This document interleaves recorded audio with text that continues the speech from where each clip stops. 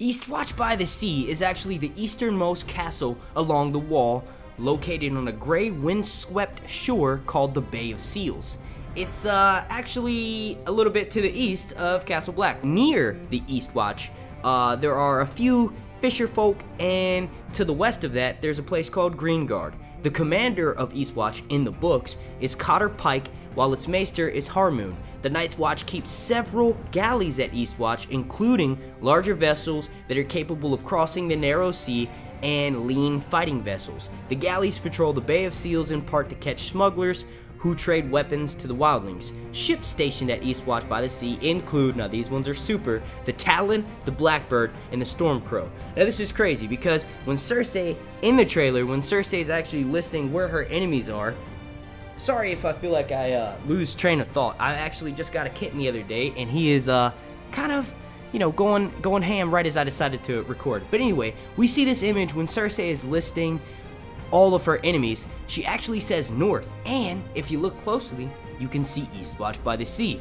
Now that is some significance, because why would she mention the fact that, you know, she's got enemies to the north? We know that's Jon Snow, but then this map that we get, at least from the trailer, and keep in mind, all of the Game of Thrones producers know that as soon as the season runs, we're going to be looking for every single moment from the trailer. You know, it's not like certain movies where movies will show a scene that doesn't actually end up in the movie, you know what I mean, or it gets changed around or ends up on the editing room floor. With Game of Thrones, we like to look for every single moment from the trailer. So we're going to most likely get this actual shot, and they're showing us Eastwatch by the Sea to set us up for, and I think there could be one of two reasons why Jon Snow is going there, and they actually show us in the trailers. You can see right here, you can't really tell that it's Jon Snow, but we can tell it looks like a group of wildlings that are somewhere where it's heavily snowing. You know, it could be the lands of Always Winter, but it could also be just north of the wall, since we know that the snow is going to come down past the wall, past Winterfell, and, you know, probably likely end up in King's Landing. So with that being said,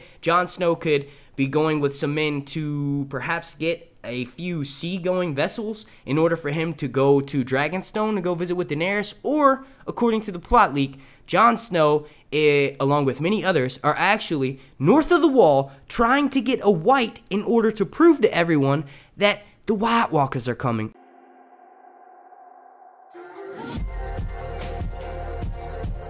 Now, backtracking a bit here, I actually want to go over some of the few times the Eastwatch by the Sea was mentioned in the book, so we know what to, you know, sort of look what's going to influence the look and style of Eastwatch, or how it could actually be brought up. So in A Game of Thrones, which is the first novel in A Song of Ice and Fire, the series, the novella, if you will, there are reports that fisher folk live near Eastwatch, and they have actually seen White Walkers. There are fewer than 200 men stationed at Eastwatch by the Sea, and they are under the command of Cotter Pike. Now, this is crazy because we know that Jon Snow actually tried to send Janos Slynt to Eastwatch. So I think, and that was what was that? Season 5. Janos Slynt was already had his head missing by season 6. So yeah, so season 5, Jon Snow actually beheaded him because he refused to go there. So the fact that it was mentioned as recently as season 5, I think we're going to actually get to see it. And that leads me to believe that there could actually be men that Jon Snow wants to go get. We know, you know, that the wildlings that are near Eastwatch actually trade with the men at Castle Black, and they prefer to, or sorry, they actually trade with the men at Eastwatch by the Sea, and they prefer it to Castle Black because I'm assuming the Night's Watchmen that are there are more willing to work with him. Probably because they're so far out there that, you know, they don't really have anyone but each other to depend on. So with that being said, there could be a number of reasons why Jon Snow would go there. I think if it's not actually to go get a white, and I will entertain that theory later on this video, but if it's not to go get a White Walker, I think that he could be going there to get, you know, maybe they get a raven from Eastwatch, and they're saying that they've been overrun by whites, and that there's a few men that are held up in a certain part of Eastwatch, because we know Jon Snow would likely risk it to go get them. You know, there might be something like, I don't know, a dragon glass cache, and that's not really mentioned in the novels, but the show likes to take liberties with shit like that.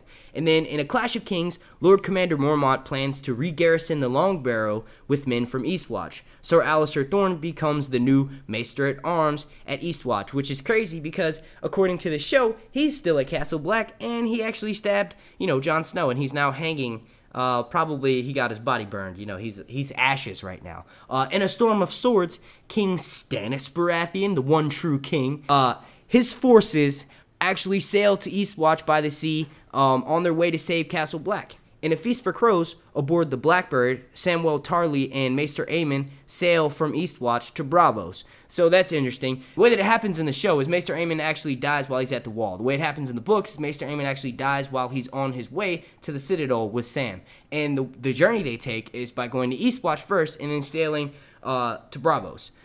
In A Dance with Dragons, Queen Selyse Florent, who is Stannis' wife, and her queensmen travel from Eastwatch to Castle Black. Lord Commander Jon Snow sends his friends Grin and Piper from Castle Black to Eastwatch in order to save thousands of wildlings trapped at Hardhome. Cotter Pike leads 11 ships from Eastwatch in a rescue mission, and Bowen Marsh is tasked with collecting the treasures of wildlings crossing the wall.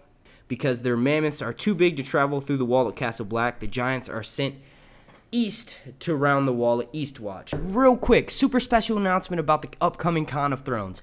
I have actually been offered to be on 5 separate panels, and it has been confirmed. You can actually, I'll put a link down in the description. You can go check out my Con of Thrones GoFundMe, as well as the panels that I will be doing, and it's 5 of them. The first one will be on June 30th, and the panel is titled Treatment of Race in Game of Thrones. The panel is in Canal E, and it's from 1 to 150. The second panel I will be doing is, in fact, on the same day, and that's Friday, June 30th, and it's called Game of Thrones The Endgame. That's going to be on Canal A, and it's from 5 p.m. to 5:50 p.m.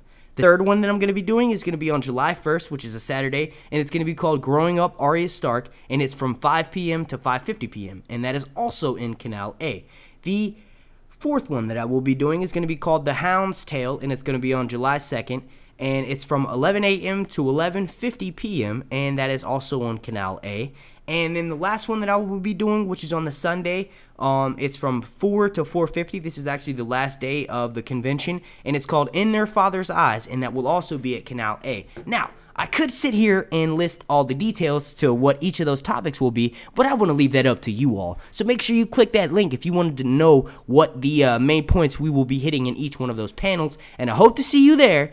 What if Jon Snow is going to Eastwatch by the Sea to grab the ships that I listed that are still there, and he needs those in order to travel down to Dragonstone to meet with none other than Daenerys Stormborn. Now, we know that she is probably, you know, Jon's not going to kneel to her. Their interaction, I'm looking forward myself, and since we're this close, I don't want to make too many bold predictions about what their their moods are when they're meeting each other, what's going to go down that way, but we know they're going to meet each other. If you are, in fact, enjoying this video so far, please slap a like on it, as it greatly helps out my channel, and it immensely helps in supporting and promoting this video.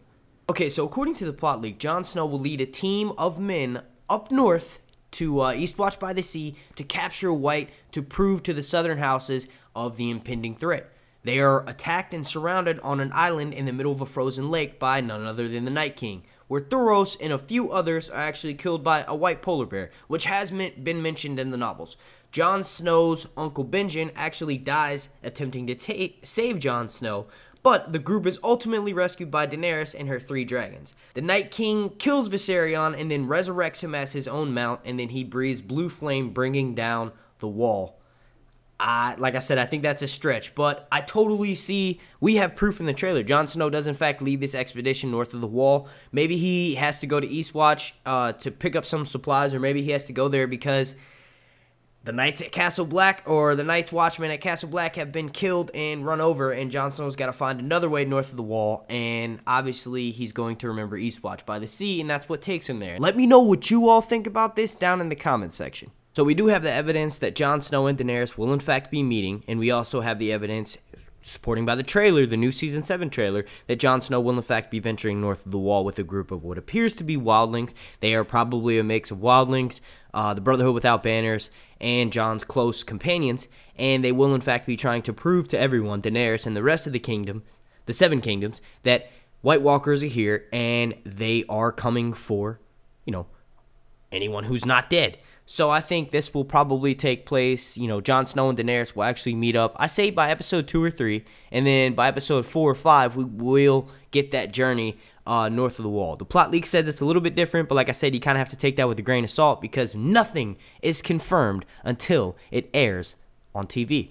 I want to thank you all so much for watching this video. If you would like to enter my contest for my 10,000 subscriber giveaway for once I reach that goal here on YouTube, all you have to do is 1, like this video, 2, comment down below, 3, subscribe to me here on YouTube, and then 4/5, hop on Twitter and on Instagram and follow me on there as well. If you do not do that bit of social media, that's fine. Subscribing to me here, liking this video, and commenting down below will do perfectly.